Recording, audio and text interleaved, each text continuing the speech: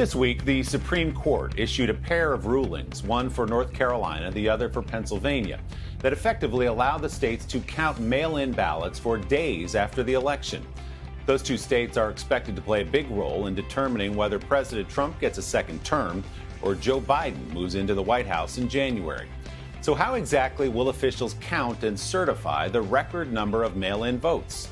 And how should you think about the numbers as they come in over the course of election night? NBC's Dasha Burns, who's spent the past year visiting the counties that could sway this election, has our Sunday focus. Election night could be more like election week, all thanks to these. This increase in absentee voting, that's a big difference. Absentee voting is not a new phenomenon, but some battleground states like Michigan and Pennsylvania have recently expanded the rules, allowing more voters to use that option for the first time.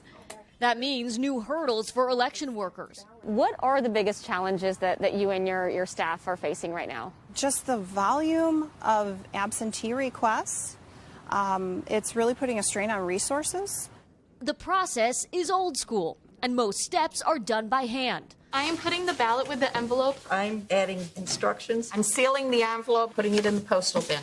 I've had my next door neighbor helping, it's election specialist, her mom helps. And handling returned ballots is no less labor intensive. Jay's going to put them into numerical order. She's going to look at the voter and look at the signatures. Then one more signature verification, and they're locked away till Election Day. And that is actually part of the problem.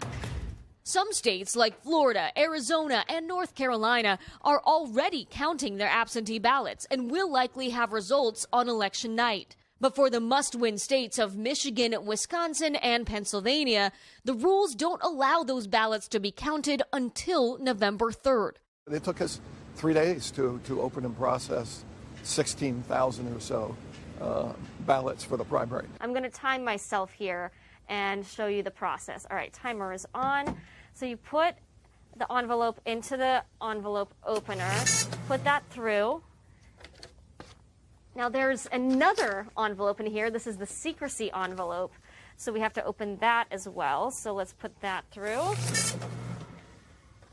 Then you have the ballot in here, which is all folded up, and to scan it, you need to get the creases out, like putting a dollar bill through a vending machine. Do a little bit of this.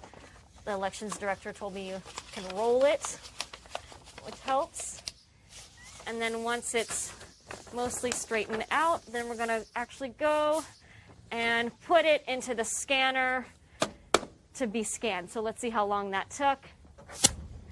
About 45 seconds for one ballot.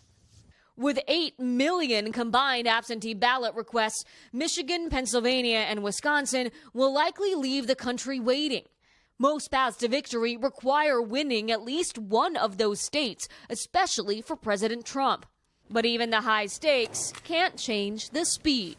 It's going to take some time because everything is very methodical, and they're just going to have to be patient.